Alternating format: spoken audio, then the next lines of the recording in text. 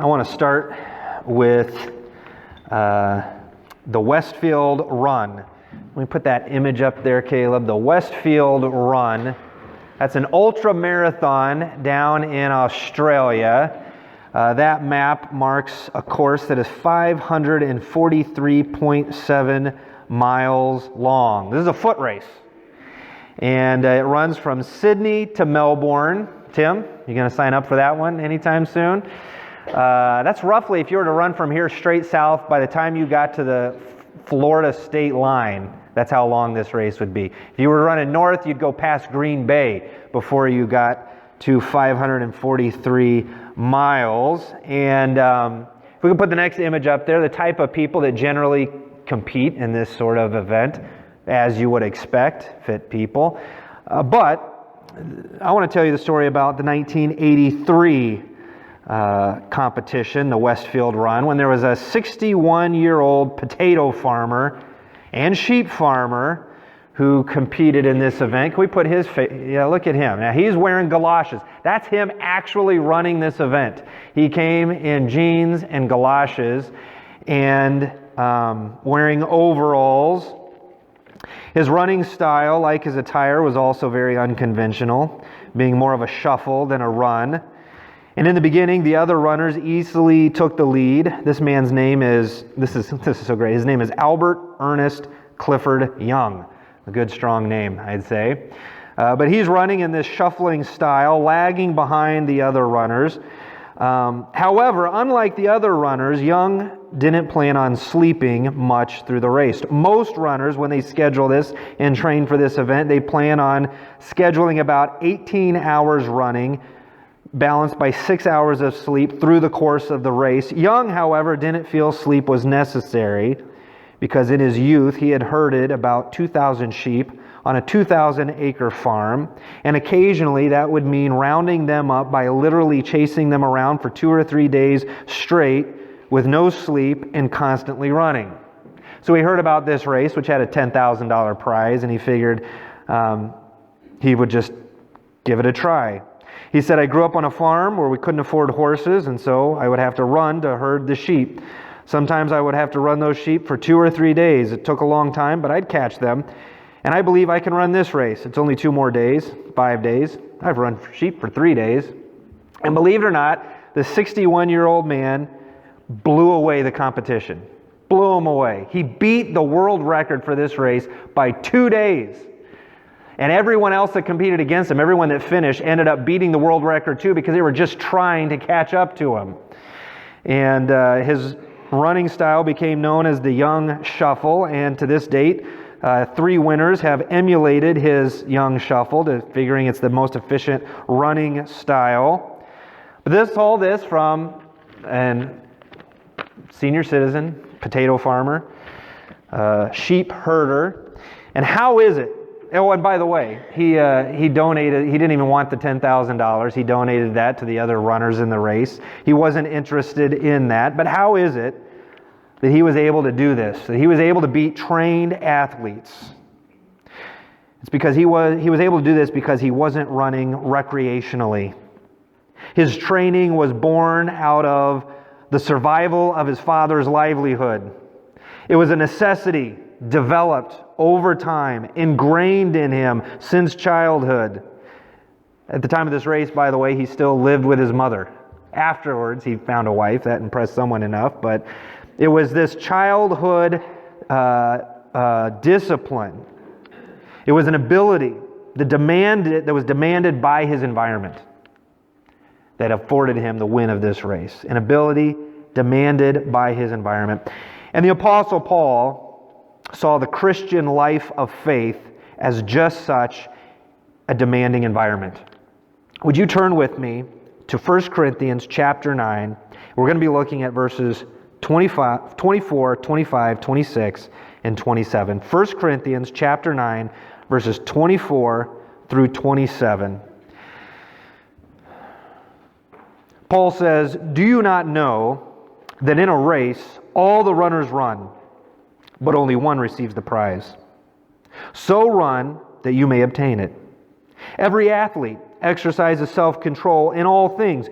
They do it to receive a perishable wreath, but we an imperishable. So I do not run aimlessly. I do not box as one beating the air, but I discipline my body, and I keep it under control, lest after preaching to others, I myself should be disqualified. Albert Ernest Clifford Young disciplined his body over many years to win that race. He was running for a different prize than what they were awarding. He was running in a different style than all the other athletes ran, but he was running with purpose, and he accomplished his goal. Hebrews chapter 12 and verse 1 talks about us believers being surrounded by a cloud of witnesses as we run our race. And it says this cloud of witnesses is looking at us as we run with endurance, laying aside the sins that entangle us, dropping the weights that slow us down. The cloud of witnesses watch. And I'd like to think that the Apostle Paul is in that crowd, leaning over the railing, cheering you on. And he shouts out to you through this text. He shouts out 3 exhortations, urging you, driving you, cheering you on. And the first exhortation that I hear Paul cheering us from this text is this: run to win the prize. Brothers and sisters, run to win the prize. Do you not know that in a race all runners run, but only one receives the prize? So run that you may obtain it. Oftentimes Paul uses the word run. Literally, it just means to get from here to there very quickly, but he uses it as a shorthand to describe the lifelong endeavor of exerting oneself in an effort of spiritual advancement. This isn't the only time he uses the word run or race to describe the Christian walk. Now note, if the finish line is the great horizon of death, if plunging through that tape at the finish line is entering heaven's gate, then how you run does not earn you a spot in heaven. Paul clearly teaches in Romans 9:16, he says, it depends not on human will or exertion. The word exertion is the exact same word here used for run. It depends not on human will or exertion, but on the mercy of God. So how you run the race isn't going to get you into heaven. Have you ever seen those videos where you have a marathon runner whose knees go wobbly, ankles go weak, and they just collapse in exhaustion before the finish line? That's going to be every one of us. None of us are going to run through with strength. Christ is going to have to come along, lift us up, and carry us across the finish line. Every one of us be carried across on a cross-shaped gurney. It requires Christ. But how we run the race is important. That's what this text is teaching us. How you run the race does not earn you a spot in heaven, but how you run the race will determine your place. Effort is not required for salvation, but it is required for saved living. Effort is not required for your salvation, but it is required for saved living. Run in such a way to win the prize. And we're going to see in the second point, before we get there, we're going to see how the placement that you have is all about how equipped you will be to give God glory in heaven. For all of eternity.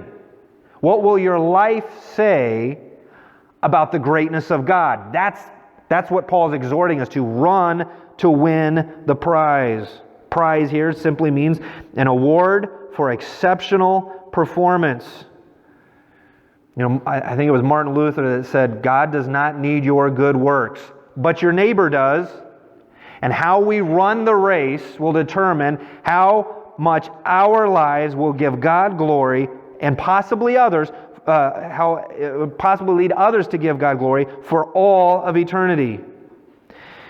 Verse 25 says, every athlete exercises self-control in all things. They do it to receive a perishable wreath, but we an imperishable.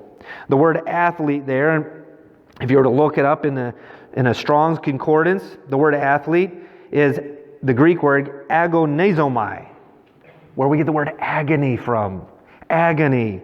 To engage in contest, to fight, to struggle, to strive. Paul is saying, push yourself. This word for exercise or athlete is used in 1 Timothy chapter 6 in verse 2, and also 2 Timothy chapter 4 in verse 7. In each of those instances, it's translated, fight the good fight. Paul is exhorting you, cheering you on, run to win the prize. It's a struggle. It's an effort. Notice in verse 24, it says, in the middle of verse 24, it says, so run. That word so means run in such a way. Run in this manner. Run with this end in mind that you will receive the prize. And verse 25 describes it not as a perishable wreath like they would crown in the Greek Olympics that'll dry up, but as an imperishable wreath. How many of you have a box somewhere in the basement or in the top of the garage with old awards that you once received long ago and ribbons now crinkled and dusty? This is not the kind of award that we're striving for. What are we striving for? We're striving for an award that is imperishable. It means it will not fade away. It won't get stacked. It's going to be a living reward. 2 Timothy 4:3 describes it as a crown of righteousness. Let me read that for you. 2 Timothy chapter 4 and verse 7. I have fought the good fight.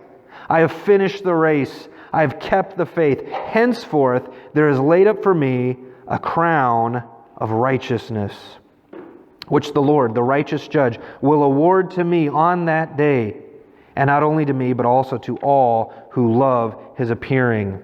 Run to win the crown of righteousness. Run to win the crown of life. James chapter 1 and verse 12 talks about those who are steadfast under trial. Though the heat is beating down on them, though the wind is blowing them off course, they're steadfast. They walk the narrow path. And it says what is waiting for them is a crown of life. Revelations chapter 2 and verse 10, same thing.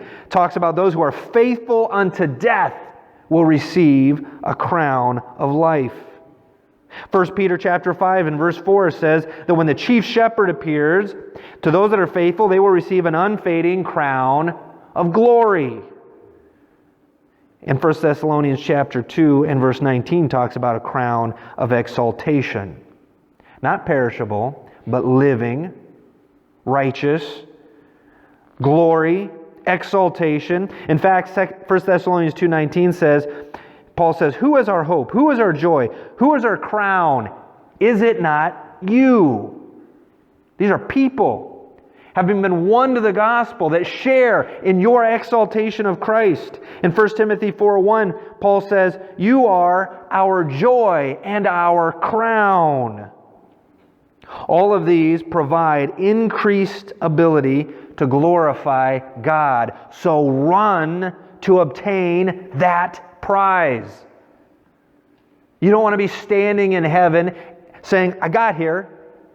You want as much glory being given to God as possible. We know in Revelations, those elders, they stand before the throne day and night, and what do? They cast their crowns at Jesus' feet. So the crown isn't to bring you glory. The crown is to equip you to bring God glory continually throughout all of eternity. So run to win that prize. Paul, leaning over the rail, cheering you on through this passage. Now you're taking your second lap, and he shouts a second exhortation to you. Not only does he say run to win the prize, but in this passage he says strike to hit the mark. Strike to hit the mark. Look at verse 26. So I do not run aimlessly. I do not box as one beating the air. If you're going to obtain the prize, you must first hit the mark. Galatians chapter 2 and verse 2, Paul demonstrates this early in his ministry. When he was first sent out and delivering the gospel, at one point he came back to the apostles and he set the gospel that he was preaching before the apostles, and he says, I presented it to them, I submitted it to them to ensure that I wasn't running or had run in vain. Paul's thing is, if I'm going to do all of this effort, I want to make sure I'm aiming for the right thing. I want to make sure I'm hitting my mark, that this is the gospel that I'm supposed to be giving. In Philippians chapter 2 and verse 16, Paul exhorts his readers, hold fast to the word, so that in the day of Christ I may be proud that I did not run in vain or labor in vain. This again is emphasizing these relationships, these people that are gathered together to bring God glory. That's the prize, that's the goal. And Paul's saying, I want to make sure I'm not doing it haphazardly. I want to make sure I'm not doing it with empty effort. I want this to produce a desired result. And so strike as one that is going to hit the mark. Running isn't enough. Effort isn't sufficient. You have to run with accuracy. He uses two pictures here to describe this, hitting the mark. He says, I do not run aimlessly. Aimlessly. What is a person that runs aimlessly?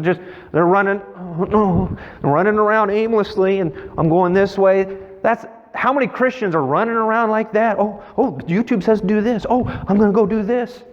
No, he's saying, I don't run aimlessly. I'm on the starting line. My fingers a hair's breadth behind the line. My feet solidly in the starting blocks. My eyes looking at the finish line.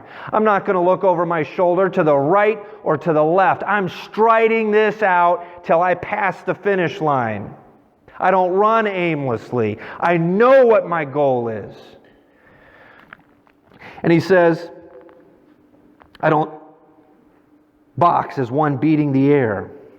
Shadow boxing doesn't land the knockout blow. You got to make contact. Doesn't matter how hard you swing, if you don't make contact, you're not doing anything. And the spiritual discipline required to hit your target requires a laser focus. Foremost, you need to know your goal. Quite honestly, nothing frightens me more than thinking about laboring for decades for a goal, achieving the goal, only to discover that I was aiming for the wrong thing. There are so many people in life that do exactly that. They think if I get this out, X amount of money in the bank, then I'll be satisfied. If I can accomplish this professionally, then I'll be satisfied. If I can go to this many places, if I can do this or that, and they work hard to do it and they accomplish it, and then they find out it's not what I thought it was. I want to make sure I'm laboring for the right goal, that I'm striking to hit my mark. And I just want to make sure that we allow this book to define the mark we're trying to hit. This book defines your goal, led by the Holy Spirit. Discipline does not, we're talking about spiritual discipline here. It doesn't necessarily mean harder work. It's not that necessarily. For some of you it might be, but for many of you it might not be. We have this growing, it's called hustle culture. Everyone's got to have a side hustle. If you want to be rich and famous, you got to just work hard enough. But that is not the case, and that's definitely not the case spiritually. I remember watching an interview with the White House chef. His name is Chef Rush. Can you put a picture of him? Look at this guy. That's not a cartoon. That is the real deal. That's Chef Rush, and he, for many years, worked at the White House, and I saw an interview of how this man could have this kind of physique and reputation to still feed the world leaders. And in this interview, he said that he gets up at 3 a.m. every day. And he meditates for a few minutes. And then he rolls over and he does 2,222 push-ups. And in the course of his day, he's feeding world leaders and he's also eating. And some of the things he would eat throughout the course of his day, he'd eat 24 eggs every day. He would eat 3 whole fried chickens every day, and he'd work till midnight. And right before midnight, he would eat 1 more whole fried chicken, 4 fried chickens. And then he'd go to sleep, and 3 hours later, he'd get up and do it again. And based on that interview, I increased the amount of fried chicken I was eating, but it did not produce these kind of results. Now, I'm not doubting whether he's saying this is true or not. I think there might be some steroids involved there, and I doubt that he's getting 3 hours of sleep a night. But this is what he's presenting to the world. And this is This is what the world holds up guys like this and says, see, you just work hard enough and you'll get it. That's not what spiritual discipline is about, it's just working hard enough. For some people, if you strike to hit the mark, it doesn't mean working more, and maybe it means working less. It means saying no to work and yes to downtime with your wife or your family or your sister. For some people, discipline is just putting one foot in front of the other. It's not giving up. Seneca, the Roman philosopher, said there are times when just continuing to live is a courageous action. Maybe that's you this morning. Don't give up. Run to win the prize. Strive to hit the mark. No standards, but what the Holy Spirit lays before you in His Word. Run your race, not mine, not his, not hers. Run your race. So Paul is cheering us in our run. My kids are in track, and my wife is a big cheerer. She doesn't matter where they are on the field or around the track, she cheers loud, and a lesser man would be embarrassed by how loud she cheers for the kids, but they can hear no matter where she is. And as we're running our race, we can hear Paul cheering for us in this passage. First he says, run to win the prize. And then he leans out and he says, strike to hit the mark. And then finally he says, strive to discipline your body. Strive, listen to this. This is the most important point. Strive to discipline your body. The old King James, I think it says he buffets. He says, I buffet my body. That means pummel it. Strike after strike after strike. Repeated blows of subjugation. Verse 27, I discipline my body and keep it under control. You must impose self-discipline over your own body. If you don't do it, who will? Sin is expressed through your body, through your mind, through your actions. Your body is the vehicle which will lead you astray if you don't impose self-discipline. Your body has its own desires. It comes with its own predisposition to sin. Your body has inherent weakness and accelerants that, if left unattended, will drive you to ruin. Your body has a built-in complacency towards spiritual endeavors. And it has an uncanny urgency towards that which is completely unimportant. You cannot trust your natural desires. You must discipline them to bring it to the desired end. You must discipline your body like Paul did if you're going to win the prize, if you're going to hit the mark. The thing about discipline, in most cases, discipline is required to reach the degree of proficiency needed to make a difficult task optimally enjoyable.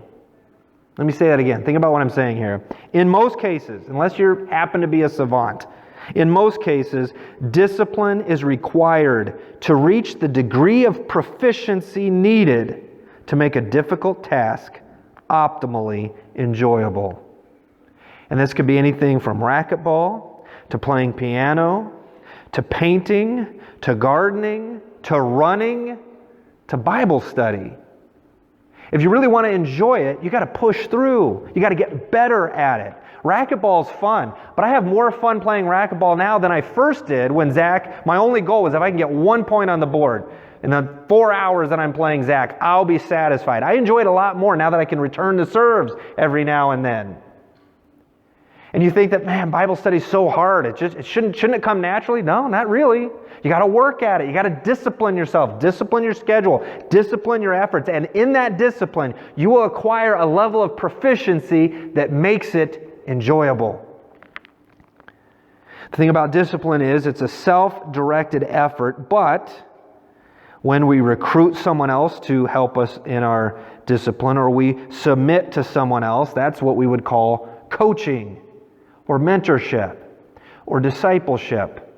And that's what this is all about. Each one of us submitting to each other in our discipleship process, listening to what the Spirit has to say as He expresses Himself through each one of us. And so, We discipline ourselves. We use one another. But the goal is to discipline our bodies to bring them into subjugation. I have a kind of a graph that I use. Can you see that? So in the top left-hand corner, maybe jot this down and use this. This is kind of you could fit on this graph all the things that you do in your life. All the things that you do in your life. And they can be broken down into 4 categories. In this graph, it's not prescriptive, but it's more like a diagnostic tool for observation and reflection. And as you fill it out, you'll find out that no 2 lives in here are going to look the same. It's highly personalized, descriptive exercise to evaluate what you're doing and how much discipline is in your life. But in the top left-hand corner, you have, these are things that I have to do, and I want to do them. So for me, that would be things like eating. I have to eat, but I also love to eat. Sleeping. I like to sleep, and I have to sleep. I'm blessed enough to enjoy my work. I love to come into work, so that's something I have to do, and I want to do. But in the top right-hand corner, you have things that I have to do, but I don't want to do. Have to do it, don't want to do it. That'd be things like taxes. I don't want to get hauled off, don't want to do it, but I'll do it. Or cleaning. Not my favorite thing, but I'll clean the house every once in a while. In the bottom left-hand corner, here's where a lot of people really camp out. These are things that I don't have to do, but I want to do them. I don't have to do them, but I want to do them. So for me, this would be most leisure activities. This would be McDonald's French fries. This would be TV. Don't have to do it, but I like doing it. And in this category, there's no bottom left-hand corner, no discipline required whatsoever. But in the bottom right-hand corner, that's where the maximum amount of discipline is needed. The bottom right-hand corner is these are things that I don't have to do, and I don't want to do them, but I do them anyway. These are things I don't have to do, and I don't want to do them, but I do them anyway. This might be something like fasting, or, for me, eating a Brussels sprout. No, don't want to do it, but maybe it's good for me to eat one every now and again. Getting up early. Now you can see, if you were to fill this out, it's going to be totally different depending on the individual. For instance, someone that maybe has an eating disorder, something I have to do but don't want to do, eating would be in that category. Or maybe social activities would be something that, man, I know I should do it, but I don't want to do it. And you could put any number of items down in this and find out how balanced or imbalanced your life is. And I would say if any one of these squares is completely empty, you should probably lean into that a little bit. Some of you are such overachievers. Your bottom left-hand square, green there, I don't have to do it, but I want to do it. You don't do any of that. Maybe you should take some time to do some of that. If your bottom right-hand, what color is that? Is that gold, yellow? What color is that? Whatever that is. If that's totally empty, you should probably put a few things in there. Just purely for the exercise of disciplining your body and recognizing that my body is not in charge of me. I discipline my body. I put it into subjugation under my mind and my spirit. It doesn't tell me what to do. I tell it what to do. And if there's imagine a seesaw here. In a life out of balance, you might have discipline. Discipline would be in the middle. Legalism might be on one side. The kind of legalism that many of us grew up in was a totalitarian, forced discipline, utilizing shame, fear of man, cheap rewards, holding yourself up to a standard that you're not convinced of biblically or by the Holy Spirit, but legalistically you're pressured into doing it. That's legalism. A life out of balance on this side would be just such ultra grace. If it's not in the bottom, if it's not on the left side of that graph, I'm not doing any of it. If I don't want to do it, if it doesn't just flow naturally out of me, I don't want to do it. But there's obedience in there. And in the middle, there's discipline. And your life needs to be in balance. Or if you think about a horse, if you're galloping on a horse and you're sliding off one side of the saddle into legalism, you're not going to be hitting your full stride. If you fall off this side of the saddle into ultra grace, hyper license. You're not going to be hitting your full stride, but only when you're disciplining yourself will you hit full stride. And that's what Paul's calling us to. That's what he's exhorting you to. That's what he's cheering on in your life. Run to win the prize. Strike to hit the mark. Strive to discipline your body. We only ever run one race, and when it's done, it's done. And you'll have the rest of eternity to look back and reflect on how you ran. So stride, strike, strive, hope for the prize, aim for the target, master your flesh, and exert self-discipline in Christ and for His glory.